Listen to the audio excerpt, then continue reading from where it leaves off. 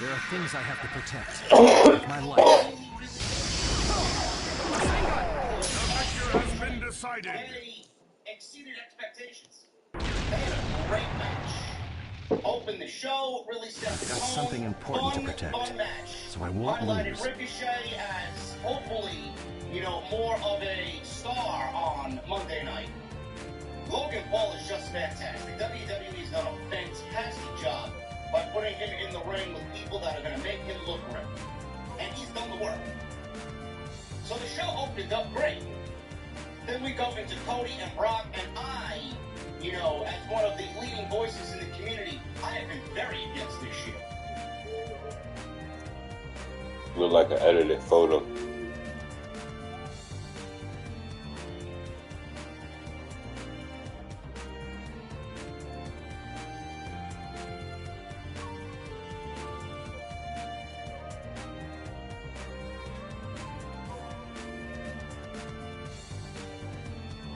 Because the internet's working fine.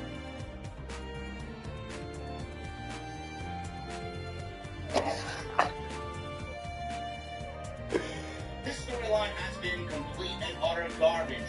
No story, no reason, no explanation. And repeat every single other week. It's like WWE.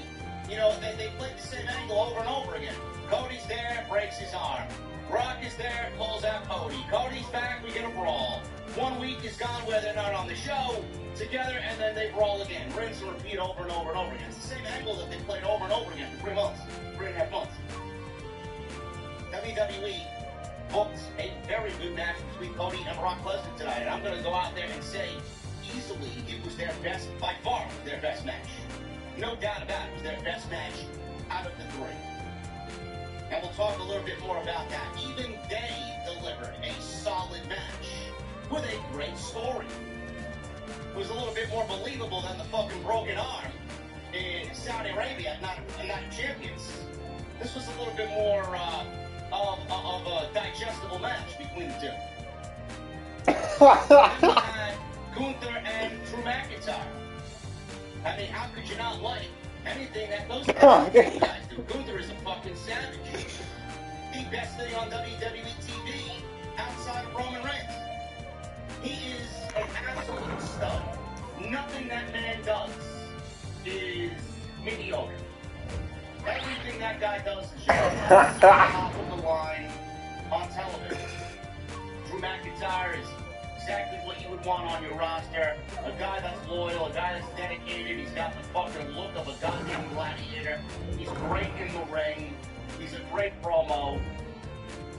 I even thought, out of everything that we've seen from McIntyre and Gunther, you include Sheamus in that, even though the match was very good, I even felt that match was a little bit underwhelming. I didn't really feel like Gunther and Drew McIntyre really hit that stride that we know we can.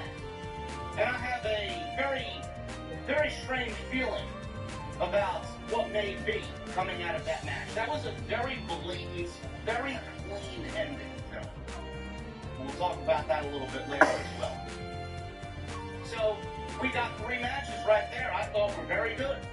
Underwhelming with the IC title, knowing that what we've seen before that was just unbelievable. But it was a solid match. Not bad. I just thought that it could have been a little bit better, man. They could have shifted into the next gear. Seth Rollins and Finn Balor exceeded expectations. I didn't really expect WWE to give us a banger like they did with Finn Balor and Seth Rollins. We'll talk about that as well. To me, that was honestly the second best match of the entire night. That might have been the best match of the entire night. You really want to put it down. Might have been the best match of the entire night. I thought the near falls in that match were beautiful. I thought Rollins and Balor really wrestled a great match. I didn't really want to see Judgment Day out there looking a little foolish. I mean, Rollins made all of them look like geeks. But WWE did something at the end of that match that really gave you a reason to watch Monday Night Raw on Monday, and that's the biggest thing that they needed to hook you on going into Monday. How do we get everybody to continue feeling intrigued about the Judgment Day? How do we get them to watch Monday Night Raw and feel intrigued about what we're doing? The ending that WWE gave us with the Balor and Rollins match, I thought was picture perfect. I really did. They gave you an ending that could go one of two ways. it looks like Damian Priest helped out or tried to help out Balor, but at the same time, it also looked like Damian Priest purposely wanted Balor to lose because he wants to be the world champion. I don't know. But I thought what they did was absolutely fantastic. Probably the best match that both of them had together, period. Shayna and Ronda, absolutely a disaster in every sense of the word. WWE, they tried. Ronda and Shayna tried. WWE dropped the ball with this one. They should have did one thing in particular to really make this one stand out, and it got swallowed by shit booking and a dead crowd. Ronda Rousey, man, what a sad state of affairs Ronda Rousey is becoming the WWE, man. You know, listen, Ronda is an acclaimed athlete. Ronda is an MMA legend. Good riddance. I don't know these people. They don't know me. I can say whatever the fuck I want on here, man. Good riddance to Ronda Rousey. She gave nothing to her second run at all. And I feel bad for Shayna most out of anything because that match was hyped up as Ronda putting Shayna over on Ronda's way out. And that match did nothing for either of those women. Shayna doesn't look better, and Ronda just looks like an embarrassment. And the crowd showed how much they cared about that match, which it... Hold on 1 second. What was all that? It's basically zero. Charlotte Flair, Bianca Belair, Asuka, triple threat match for the women's championship. That was even somewhat of a dud. Not that the work in the match was bad by any stretch. I mean, it was a serviceable triple threat match. There wasn't anything in that match that we haven't seen before. It was a little clunky, and everybody is going to be talking about the ending no matter what happened in that match because of what happened with EO. But my God, man, WWE, you know, this is what happens when you go into a PLE with a soft story. There really isn't anything to sink your teeth into. Fans want to I don't know what these fans wanted in Detroit. Detroit, for the first half of the night, was great. The second half of the night, I don't know where the fuck they went. It seemingly felt like this entire crowd was deflated during the second half of this show. Honestly. I don't know what happened in that triple threat match. You're a failure as a This ninja. is what happens when WWE goes into PLE with 3 of the top women in the company and basically half-asses the story. That's the end result. That's the product of their laziness. Thank God EO cashed in because that is the only thing people wanted to see at the end of that match. And WWE did a very, very good job of setting up that cash-in. Don't know why it had to be Asuka being pinned, but we'll talk about that a little bit later. Io Sky is the new women's champion, and we are off and running with Damage Control 1 year later, finally capturing the WWE Women's Championship. This sets up multiple things possibly happening on SmackDown. And we will talk about that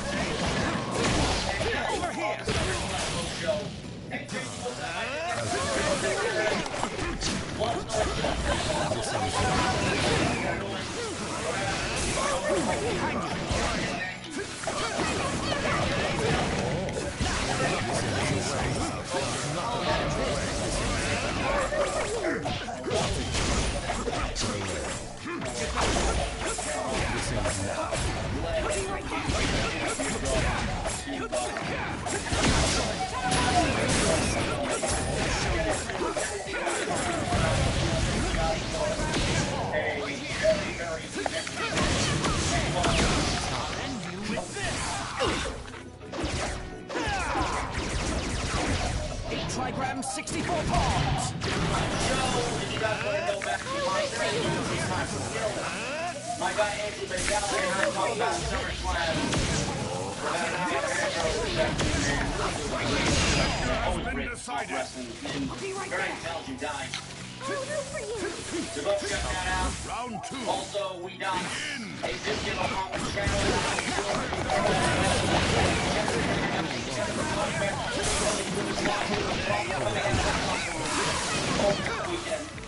Very, very, very upfront. Very, you know, in the room, it wasn't evil JD coming out.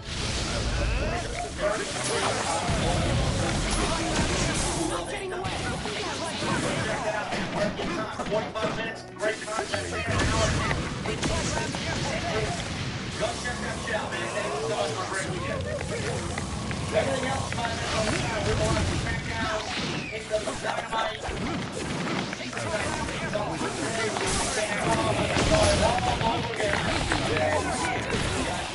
Getting away.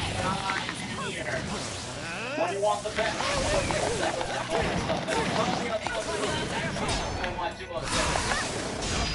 Twitter, Instagram, TikTok, Cameo. Thank you guys for the love on Cameo this week. Absolutely incredible support there. Final round. Begin. I'll be right there. Make sure you guys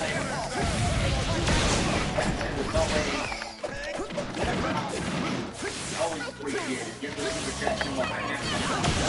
And also hit that join button. Now remember right here on all the you guys get access. In the community. The Hero are the strongest in the Hidden Leaf Village. Some great stuff, man. Some great perks there. And tonight's show is sponsored by my great friends over at Blue Chew. BlueChew.com, code JD at checkout. Make sure you guys sign up. You guys are going to get a free sample on me. When you use the code JD, all you have to do is pay the $5 shipping and handling. I still call it Twitter, man. I don't call it X. You're going to have a very difficult time getting me to say, hey, man, did you see what I posted on X? No. X or sleep. Let's get into this, man. Let's get into this. Let me check what's going on here first on my phone, man. I got my phone blowing up all night, man. You guys are fucking crazy. My phone blowing up all night. You guys are awesome. I love that you are so in tune with what I got going on here, man. SummerSlam. Let's start this thing off with Logan Paul and Ricochet. The best way that WWE can open a show, this is it. The reason why this opened realistically, the reason why this opened the show is because Logan Paul had to fly to Texas to go stand in his brother's corner, as his brother Jake Paul was boxing tonight. So he did make it there. You guys can see that he did make it there safe and sound. You're a failure as a ninja. And that's the reason why this match opened the show. We had a great intro with Kid Rock. Nice SummerSlam intro highlighting Detroit Rock City. We got Kid Rock, we got a little ba with the ba, we got some Kid Rock flair in the open of the show. Really nicely done there by WWE. SummerSlam opened up, man. The scale of the show was fantastic. Fantastic. My guy Evil Genius is texting me. Yes, Genius, tell the ladies that there is coffee always, man. Always.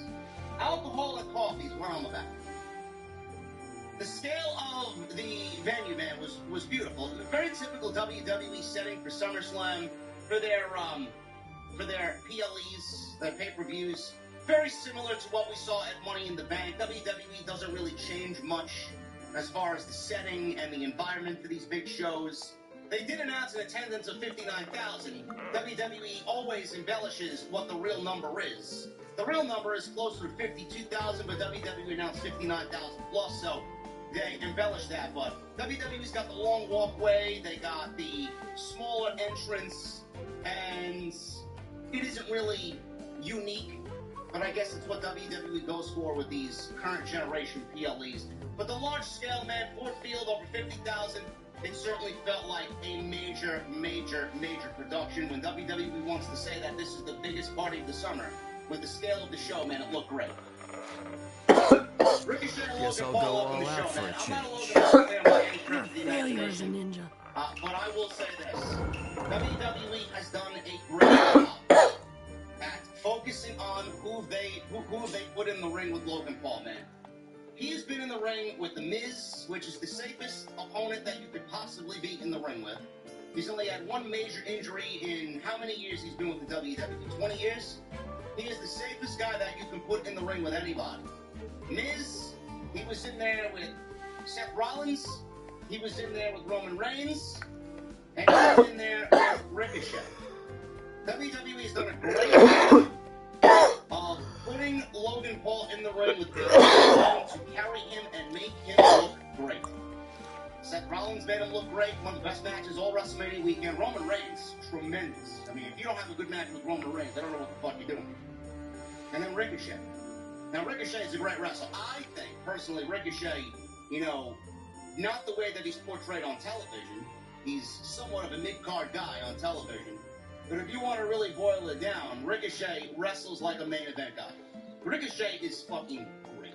He's fantastic. And Ricochet and Logan Paul, so athletic are both of these guys, it just makes for a great pairing. And they say pro wrestling is an art form. It is an art form. You got blank hands, that matches your hand. You're a failure and as a they're gonna ninja. go out there and do what they gotta do and show you what their art really is. Ricochet is one of the best high flyers ever. Logan Paul is just as athletic as Ricochet. These two were great dance partners now. The perfect opening match for SummerSlam was this. And I thought that Ricochet, minus his NXT stuff, because I know how everybody wants to fucking, you know, claim that Ricochet has better matches in NXT. I'm not refuting that. You're not going to sit there and tell me about black and gold, man. Ricochet came from black and gold. I love black and gold. Ricochet was absolutely incredible. He did everything he could. He's back with Johnny Gargano. He's back with the Viking Raiders.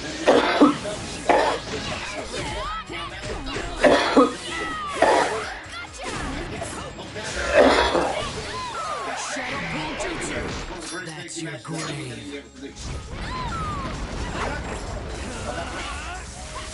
But what I love about Ricochet, this was his best match on the main roster, period. Just had a match better than this on the main roster. He put up Logan Paul. Logan Paul did it toe to toe, step by step with Ricochet. That didn't really work out. Logan Paul is the championship. The best thing that WWE did was honestly, I don't know whether it's stronger than now, but it's the first time that it's not that they're you gotta let Logan Paul know it. They got an asshole.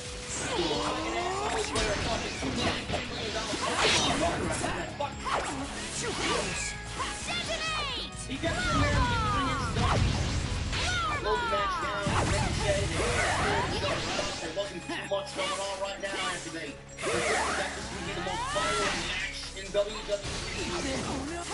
Logan Paul and Ricochet walking back and forth, slowing things down before they change things to the gear of Braun Strowman in this match. And Braun Strowman's been out with his neck problem. Braun Strowman has been Ricochet's negative part. They've been a friendly attack. Logan Paul sees Braun Strowman running out of stuff. Mocking Ricochet. Mocking the fact that Ricochet is out there without his ball. Look, it is very inspired. Down on the Logan drop, I believe he called it. Round 2. Was Begin. Logan I forgot what they actually called it. It was a split leg drop. And Michael Cole said that it was an homage. Ricochet fought back.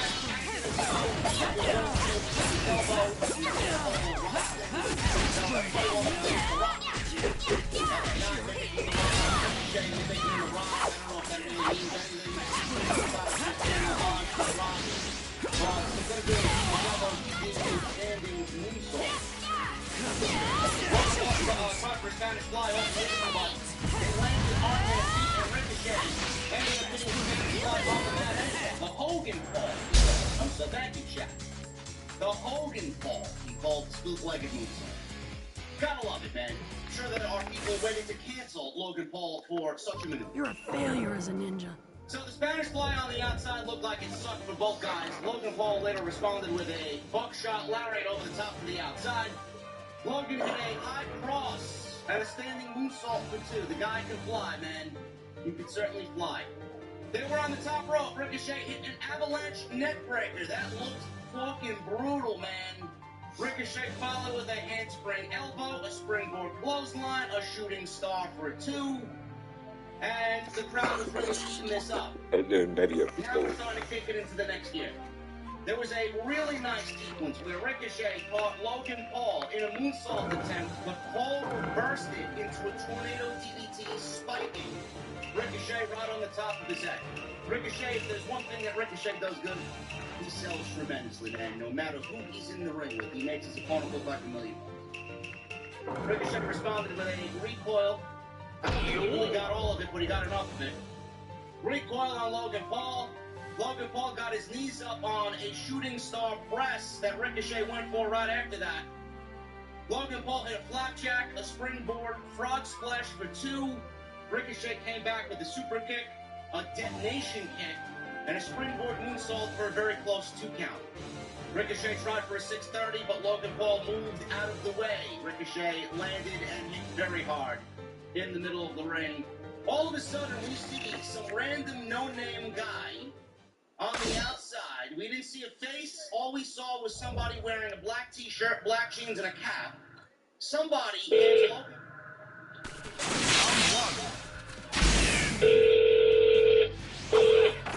Right here. Press Logan. That would lend to that statement.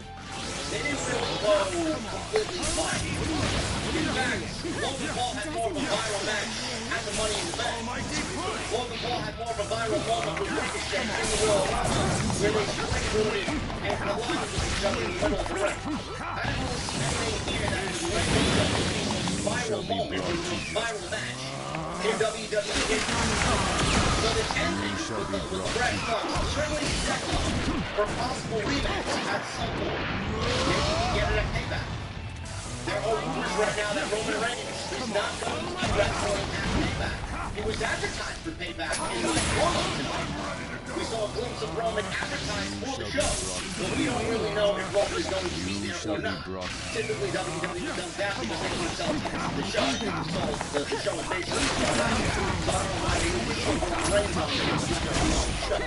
Well, WWE here. This absolutely lends itself to being a match of Payback if they so want it. Roman's not going to be on the show. Roman's got to be on the show in a major way. Logan Paul is star power. He's there to bring in more people to sell tickets to the show. He gets pictures in the show. So I see this being a rematch based on the ending. Which I don't have a problem with because what they produced here certainly lends to being a continuation. Now, I don't really like a rematch coming out of a major show. WWE typically does that with WrestleMania going into Backlash. Backlash is nothing more than WrestleMania rematch. So that's why they have Payback, and mostly we're going to get SummerSlam rematches at Payback. Not really a big fan of that. The WWE needs to keep television train rolling, and there's no ways to do anything else that's fresh and new that they're going to rely on rematches. Well done. So I can see that being the case. This was excellent to open the show, really set the tone, and I thought both guys worked very, very well with each other here at SummerSlam. Ricochet, I hope this team that WWE is going to take the Ricochet. It's been almost 5 years since this man has been called up with WWE and has run on the main roster. I think it's time we get Ricochet to that next level. I don't know if we will ever get it. I don't know WWE to get it. It is way too good to be in the current position that he's in. He wrestles like a main event. Man's lovely. I can see kids admiring him, wanting to be just like him, finding an influence in Ricochet. Ricochet's the type of guy that when you look at his body of work, he's going to be somebody that influences a generation of high flyers for this generation. Really take that seriously. I don't think they really know what they have. I honestly think they take that seriously. But that's what I'm going to do. Ricochet and Logan the book was a great match. Great way to open the show. Logan Paul wins by cheating. I fully suspect that this match will get a rematch. I'm leaving. Cody Rhodes! Cody Rhodes. He was one-on-one with Brock Lesnar. You guys know how I feel about this. I think I've complained about this to basically everybody that I know. A lot of people have become because they think I'm a Cody hater, or I mentioned Vince McMahon too much. This is a Vince McMahon thing. This is all Vince's idea. You know, you're gonna see right now. I don't find that to be reputable. Not in the plans all along. Cody Rhodes and Brock Lesnar was absolutely not in the cards following WrestleMania. I'm leaving. You want to know why? Because WWE hasn't given us a fucking explanation in a fortnight. If they had a plan for it, WWE would have at least made an attempt to give us an explanation as to why it just happened. They did not do anything. We got Brock Lesnar attacking Cody on the Raw after WrestleMania, and it has been rinsed and repeat ever since. Nothing out of this feud, nothing that came out of this feud has been exciting, memorable, or interesting. The promos have been very bland. Typical babyface Cody overcoming the beast known as Brock Lesnar, the blue-collar babyface who's being held down, and he's got to be the one to slay the beast and, you know, get the gatekeepers' revenge, or the gatekeepers' respect, get revenge on Brock, whatever the case may be. Whatever the case may be, there was no story. Fans were so against what I was telling them because it hurt, that they were coming up with reasons to make sense of this. Oh, Brock Lesnar doesn't need an explanation. Oh, Cody doesn't need an explanation. The fuck you talking about? You don't need an explanation. I mean, take your favorite movie. Take your favorite movie, take your television show, your favorite television show. If the show didn't have a fucking meaning, the fuck are you watching it for? I watched every season of The Walking Dead. If you think I was going to sit through 13 seasons of The Walking Dead without finding a fucking reason as to why the world became infected, you're a complete fucking Nimrod. Yo. Yeah, let me watch Breaking Bad for 7 fucking seasons, which I binge watched, by the way, because of Jesse's recommendation. Excellent show, one of the best shows ever. Yeah, Walter White, cooking up some fucking unknown substance in the middle of the Arizona fucking desert, man. Yeah, he's just out there for no fucking reason. If Walter White did have a fucking reason for doing what he was doing, why did you sit there for 7 fucking seasons? Everything needs a reason. You have a reason to wake up in the morning, don't you? Whether you're a fucking bum, a jobless fucking degenerate who sits in his underwear on the couch, watching fucking old cartoons, Monday through Friday. No job. Or you wake up and you go to a fucking office that you hate. You hate your coworkers, you hate your boss. You hate spending fucking $20 on lunch in Manhattan. You have a fucking reason to get up, don't you? You gotta keep a roof over your head. You gotta keep a roof over your head, man. Give me a break. Everything in this life you do has a fucking reason. The most important question in anything that you do is why. Even if you don't want to do anything, if you don't want to go out, if you don't want to do something your girlfriend or your wife asks you to do, well, why don't you want to do that? Because I don't want to. Why? Because I don't want to. Why? Why? It's the most important thing you could possibly do in a pro wrestling match. Why? They didn't explain that. So we had to sit through 3.5 months of this garbage. And this is what we were left with. Match number 3 with Cody and Brock. Now, before I get into the match, I want to say this.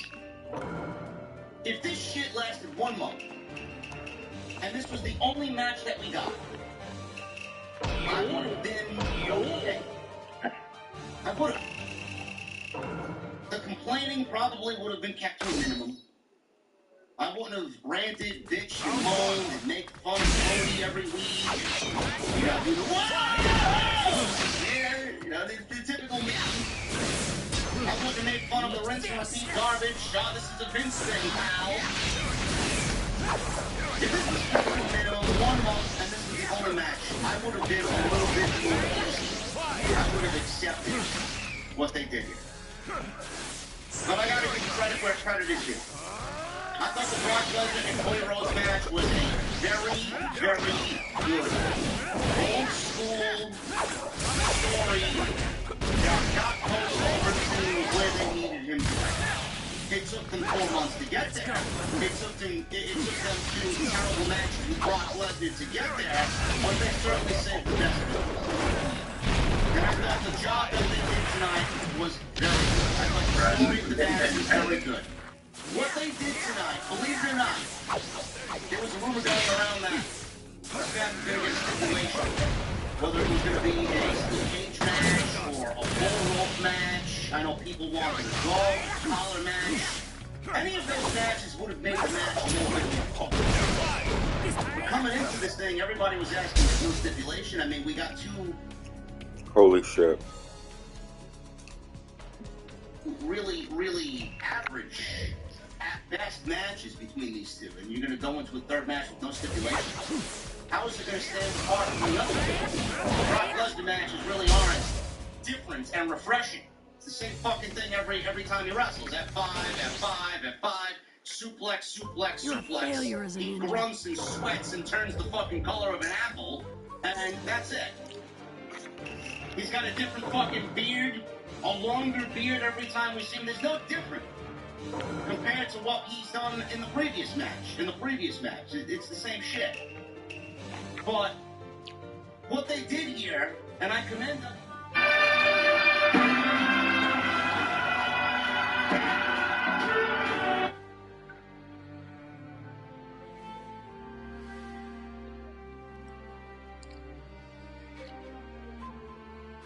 WWE, and I commend Cody and Brock. They turned a match that people thought needed a stipulation into a match that didn't need one. That was pretty difficult to fucking accomplish. But that goes without question that Cody is a great storyteller. And what we got out of tonight is Cody is a master storyteller. This was one of the best matches of the entire night. If you really want my honest opinion, this was one of the best matches of the entire night, believe it or not. This match really gave it the life that it needed. And whoever produced this match was great. It was like just bigger names on the roster, Roman Reigns, Brock Lesnar, so on and so forth. I'm assuming he's doing Cody stuff too. And if you can produce this match, it looks like I mean, that person turned fucking Rick.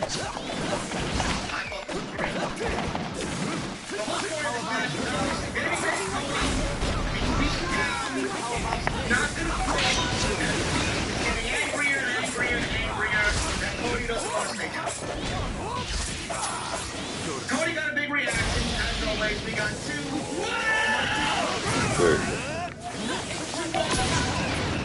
You got nothing with WWE. Burn away.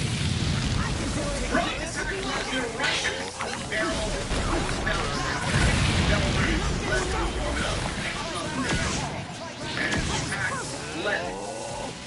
Lesnar responded, big Sherman suplex for Rhodes. Came back with consecutive disaster hits. Rhodes tried another one. Lesnar attacked Nick midair. Rhodes charging over splash. Followed with a suicide dive. Lesnar just running like and he rolls around, converting suplexes with covering and lockout. Lesnar gets some kind of suplexes. And we're going to see bullshit territory. And then show Rhodes mother in the shade. In the ring. Rhodes kept getting knocked out of the ring and kept getting knocked out only to come back. Everything is awesome. Cody Rhodes would get knocked out of the ring, and Rhodes would beat the referees 6 count, 7 count, 9 count. Stay down. Save yourself. Back into the ring. Victor has been And decided. Lesnar said, this is only going to get worse. He picks up Rhodes, hits another suplex. Lesnar knocks Rhodes out of the ring a couple more times. He kept getting back. This is really where the match is in my attack. Because it's just old school mentality. Cody's an indie business, never gonna die. They get him back in the ring. And every time that Cody got back in the ring, Lesnar was getting more angrier and more angry. He got so frustrated that one of the final times that Cody got back in the ring, he shoved Cody back outside the ring and delivered an F5 on the floor. Cody Rhodes, it didn't look like Cody came back in the ring. He makes it back in the ring at a 9 count. Rhodes all of a sudden starts to fire up. He starts pushing Brock Lesnar. He's starting to make a comeback. People are getting behind the door. Couple right hands. Lesnar said, "That ain't happening, bro." Another suplex. Throws him to the outside and does another F5 through the announce table. Cole tried to yell at Cody, who was legitimately under his knees. Stay down, Cody! Stay down! Rhodes gets back up, gets in the ring, and he beats the referee's 10 count by barely making it in a 9. Lesnar gave him an overhead belly. Lesnar gave him German. Rhodes crept off the cover at this point. Rhodes was finally able to knock Lesnar down by hitting him with the steel step. This is where the match ended. But now they're on the outside, and the Rhodes ready to turn off the cover off, which never came into play. Rhodes knocks Lesnar to the outside. Cody picks up the steel steps. He hits Brock Lesnar with the steel steps. And the referee is showing. Cody! It's okay. Legitimately, this man picks up the steel steps, uses the steel steps, which is an illegal weapon, hits Brock Lesnar with the steel steps, and no disqualification. Right for me, but not for me. I mean, I don't know why they're both such a very good match. And then all of a sudden you got a referee on the outside. As far as I'm concerned, Brock Lesnar won't let his qualification. Yeah, but you don't want me to call that out, man. You can sweep that one under the rug. It don't matter, man. It doesn't matter. It's a little oversized. Don't worry about it. Decided. You saw it, right? I know, I saw it. No blind I spots. saw it too. I expect you Ridiculous. realized that If you now. want something to not be pinpointed and fucking made fun of, then do everything in your power to not include that in the match. Why did he need to hit him with the steel steps? After all that he was going through, he was going to use the steel steps against Brock Lesnar. That be the defining moment in his victory. Come on, man. Ridiculous. So Rhodes gets in the ring, disaster kick, Cody Cutter. He hits another Cody Cutter off the top, which looked great. Got a near fall. Lesnar all of a sudden applied a Kimura lock. Rhodes eventually got a rope break. Lesnar tried for an F5, but Rhodes pushed him. He did get involved with the exposed turnbuckle. There you go. I'm sorry. The exposed turnbuckle, chest first. Rhodes applied the Kimura and Lesnar sold it, but powered out of it. Rhodes counted with an F5, and we counted an F5 into 3 consecutive crossroads. So Rhodes gets 1, 2, 3 crossroads on Lesnar. And we're heading to the beach where it's a team drop. Finally vanquishes the beast. I thought the match was great. Outside the steel steps that got tossed into play, which should have been a disqualification, really made the referee look like a look like an idiot. I thought the match was a very good, very well produced, very well booked final match between these two guys. After the match is over, this is where it really got a little, you know, what the fuck? Because you don't really see this happen all that often. Lesnar is standing there, and he's standing there after the match is over. The ref was going to step in because Lesnar was staring at Cody, and Cody was staring at Lesnar. Cody said, "I don't need you, I'm alright." Puts his hand up in front of the referee's face. Lesnar then gets in front of Cody's face. They're touching foreheads, and they're looking eye to eye, and he then offers his handshake, does Lesnar. Lesnar offers a handshake to Cody Rhodes. He then shakes Cody's hand. Cody shakes his hand. He raises Cody's arm in the air, and Brock Lesnar showed off Cody Rhodes, and that was the way the entire match was over. The segment came to a close. Cody smiling, and with that win, now we are on the road to WrestleMania. Cody says the road begins now.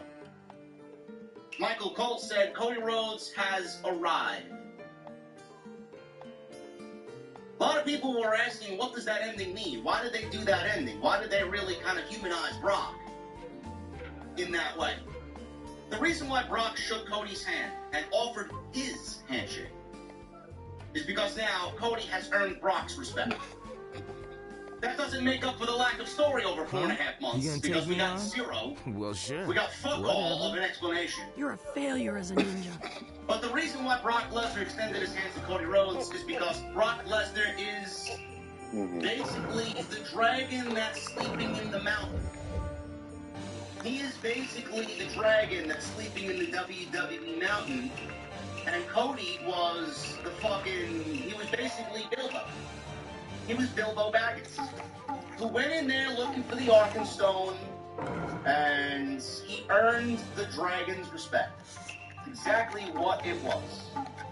Cody did what he did tonight, fighting back. Blue collar babyface, never say die, I'm not giving up, you gotta fucking kill me before I say, I quit. He shook his hand, and he earned Brock Lesnar's trust. That's exactly what it was. Brock Lesnar's the gatekeeper, and Cody earned his heat. Brock Lesnar is telling everybody. Brock Lesnar told the world tonight that Cody Rhodes is the guy. This is your guy, right here. Cody's gonna be the new world champion. This match did nothing to harm Brock Lesnar in any way. Humanizing Brock Lesnar by shaking Cody's hand after a loss does not do any harm to Brock Lesnar. Basically, WWE using Brock to say to everybody, this is our guy. Now the work begins. The biggest question of all is, after 4 months of WWE kind of stalling Cody's momentum before you exactly what this is. And the version of match done, they needed that for match. 4 months. My question is, the biggest question now, surrounding Cody Rhodes, is where does he go to? WWE certainly has to deliver in major ways. Whether that is against Rollins, whether that is against Randy Orton, who's been rumored to be returning, whether that's against Bray Wyatt, who right now, I don't know when Bray's coming back, but it's rumored that Bray's coming back anytime soon. And WWE very, very, very huge precautions to results. Whatever Cody does from this point on, it has to be major. Especially if Roman is going to be going away. I don't know how true that is, but Cody's going to do something. What that something is, I don't know. But I thought they delivered here. I think they delivered. Because I didn't really give this match any time at all. They were nearly 12 seconds. I was expecting 9 minutes, same shit. From the next two matches, and we got a great match out. That one, WWE can get Cody right on track here and make him look good, feel good, get that momentum going, give him something fucking more entertaining and storyline-wise. Maybe they do a fucking explanation. Maybe. But Lesnar is going goodbye. Until maybe goodbye. I don't know where he's going to go. all I know is that we need to have something major. Slap over whatever that is, we'll find out hopefully online. SummerSlam Battle Royal. Slim Jim Battle Royal.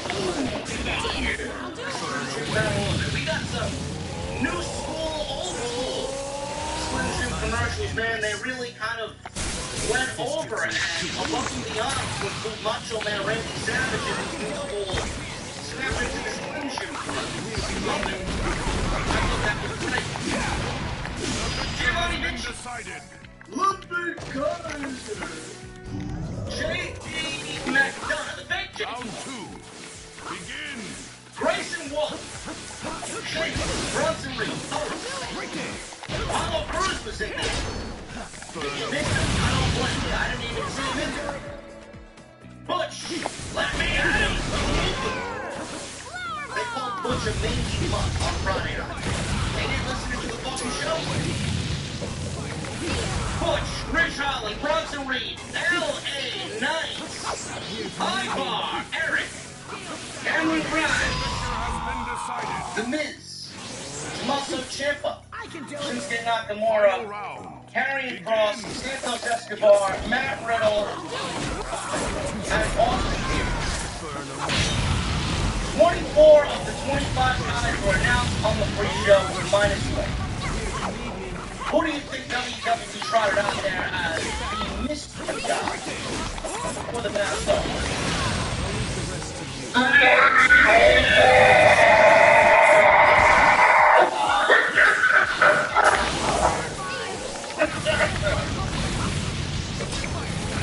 Omos! Vince McMahon had a ball in the face for Marietta. Pick up the phone, lay in bed with a hot nurse taking care of him, man, after he got the final surgery. Bruce, let me tell you something, Bruce. I need Omos on this show, pal. I can't be in Detroit because I'm getting final surgery. Oh, no, yeah, Bruce, I need Omos. Tell that wrestling son-in-law I need Omos on the show. He doesn't want Omos, hasn't been on television since WrestleMania. By God, I need Omos, pal! Basically how it played out. Omos showed up on SummerSlam. We have to see who's WrestleMania. So for all the geeks out there that claim that Triple H is completely in charge, Triple H had no desire to put Omos on television. But we have a I need Omos. on SummerSlam at Backlash. Great. There was one point in this match where I just feared Omos was going to eliminate LA Knight. Really. I thought Omos was going to eliminate LA Knight. I thought there was going to be a fucking mental breakdown, a fucking social media meltdown on Twitter. For Battle Royals, this was fun. I mean, this Battle Royal was basically done because WWE wants that cool advertisement money. Snap it to a Slim Jim. Oh, yeah. That's all they want. So, this match was under a lot of scrutiny because people wanted, oh my God, Becky Lynch isn't on the show! Oh my God, Rhea Ripley is not on the show!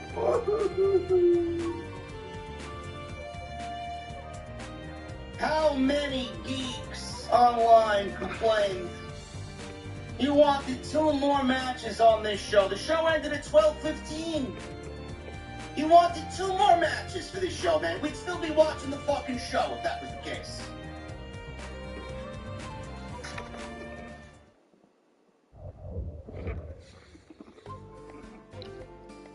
WWE did the right thing by...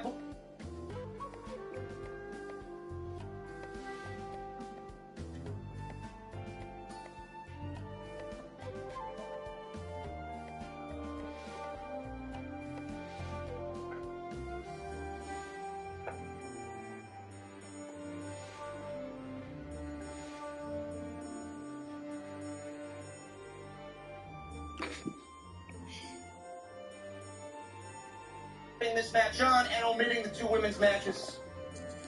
I don't need to repeat myself. LA Knight is a priority, should be a priority. And that's what this Battle Royal served as. LA Knight hopefully beginning his ascent to the top. Now, what does the winner of this Battle Royal get? I don't know. Maybe he gets a yearly subscription to Slim Jim. I don't know.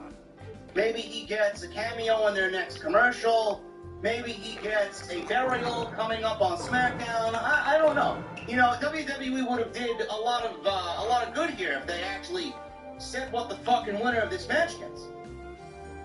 Maybe a United States title match, an Intercontinental title match. No. WWE in their typical fashion, LA Knight gets momentum. Momentum. What does that equal in dollar amount? Momentum. Jack shit. It means zero. I'd take a fucking box of Slim Jim if that's the case, if you're gonna offer me anything, seriously. Some salty meat. The genius is probably looking at me like, whoa, bro. Slim Jim Battle Royal. LA Knight was the odds-on favorite here. I actually had Grayson Waller penciled in to win this thing, believe it or not. You're a failure as a ninja. The reason why I said that because Grayson Waller hasn't won a fucking match. He hasn't won a match. This guy's wrestled Edge. He's been in the ring with John Cena. He lost the Fatal 4-Way in that United States Invitational. He hasn't won a match. So I'm like, what better way for Grayson Waller to win his first match than win a Battle Royal by nefarious means, cheating? He did not win. To everybody's shock and awe, he did not win the match. So, we're going to pick this thing up, man. You know, you guys expect me to go over every elimination? Give me a break. So, Sheamus is in there. Cross, Styles, Gable, Reed were in this thing. Omos got eliminated. The gang eliminated Omos, thank God. So we got Sheamus, Knight, Cross, Styles, and Bronson. These are the last. Styles eliminated Cross with the Pele kick, so they're Reed eliminated Gable. Gable, I hope, actually gets a push on Monday night as well. We'll talk about Gable a little bit later. LA Knight and Reed battle it out. LA Knight eliminated Bronson Reed. Kind of lame the way Bronson Reed was eliminated. He threw LA Knight over the top rope. LA Knight landed on the apron. Then Bronson Reed, always these big guys, man, it's always the same spot. He all of a sudden, for absolutely no reason, steps on the bottom rope and leaves. See, I knew you were going to say something, bro. Big pause. Yeah, I know. He steps on the bottom rope and basically half eliminates himself. Typical big man spot. I get why they did it, but Bronson Reed looks like a geek. He half eliminated himself, and then LA Knight kind of finishes the job. Throws him over the top rope, and Bronson Reed is eliminated by LA Knight. Big pop there. AJ Styles and Sheamus battled out in the middle of the ring. Sheamus slammed a charging LA Knight down with a slam. Went for the brogue kick on Styles. Styles sidestepped him. He went for a phenomenal forearm. But Karrion Kross, who was eliminated earlier by AJ, comes around and aids in Sheamus eliminating AJ Styles. So that was basically that. Kross yelled at Styles, "It's not over, Styles! It's not over until I say so!" Yelling at AJ, I don't know who's interested in seeing this continue, but Kross and Styles will continue their feud. LA Knight landed his signature elbow on Sheamus, followed by his finish, or an attempt at his finish, blunt force trauma. Sheamus blocked it, tried to eliminate him with a Celtic Cross. LA Knight slipped down Sheamus' back, shoved at Sheamus. Sheamus fought back, went to the top rope. They did the same spot that they tried to do on Friday night on SmackDown, but botched I'll put you to sleep Tonight quietly, they did the same spot just as if you were melting away. So he jumps those LA Knight to the top rope in one motion. Overhead belly-to-belly suplex off the top rope on Sheamus. So for all the geeks online that were claiming LA Knight is a botch, and his push is going to get derailed, and should get derailed, and blah, blah, blah, they did the same spot tonight. I don't see where those people are tonight. I don't hear a fucking peep out of those people. Good. Shut the fuck up. Shit happens. Sheamus is no small man either, man. No matter how well built LA Knight is, Sheamus is a husky motherfucker, okay? They did the same spot, nailed it. Michael Cole even said, well, that worked tonight. He then tossed Sheamus to the mat with a belly-to-belly.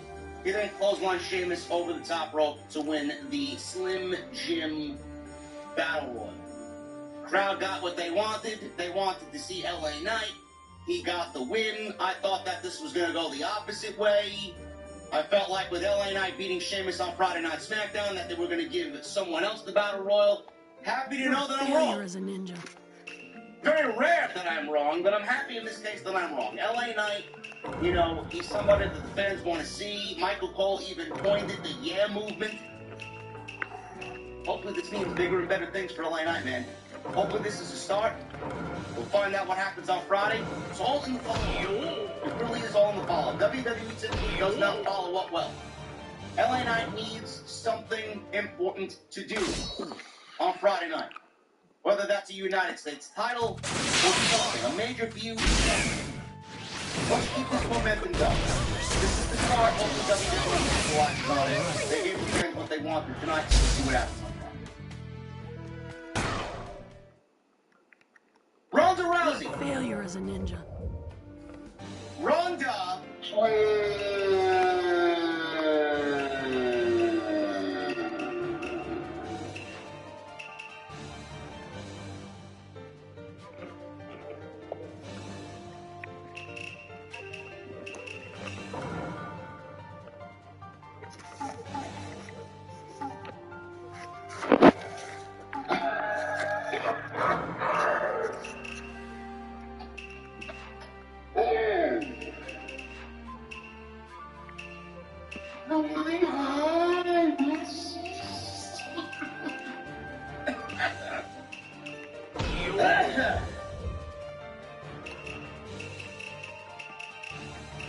Ronda Rousey.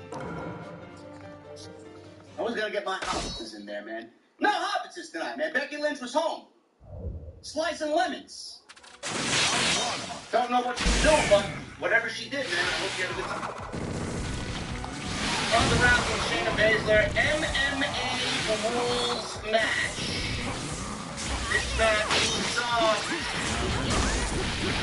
was awful. Do I have any sound effects here? Let me see.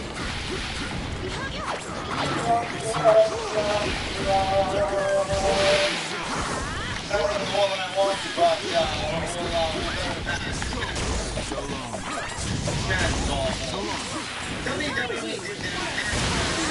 And, you know, I had praise for Ronda and Shayna and the video package that they put together on Monday. I thought it was easily the best presentation of Ronda and Shayna.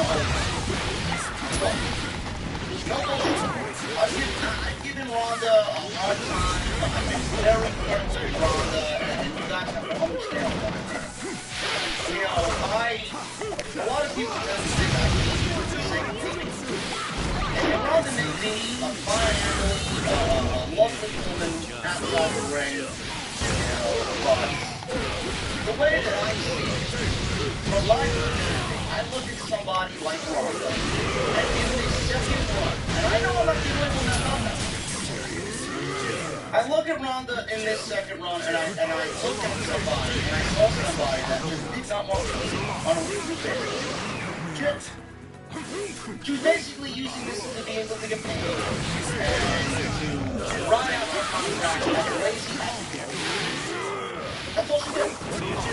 WWE obviously did her as the division of basis. So I'm not really pinning it all on Ronda, but Ronda didn't really Now, if you want to go back to the women's revolution, where Ronda first came in and she got that first year, Ronda was unbelievable. Shall I cover you? Ronda wanted to be there. Ronda was excited. Ronda was the champion. She was leading the division. The women's revolution was blooming.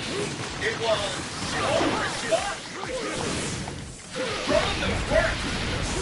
Showed you she wanted to work. Felt like she wanted to work. I never got that feeling. And like I said, get any favors by WWE. But she also didn't really show that she cared too much either. Final round. Now, they gave Ronda and Shayna the tag team championships. They did. I was going out the fire. I don't know where they are. They've been connected since the daytime action, apparently. I don't know. Whatever's worse than Titus favorite, those two ladies.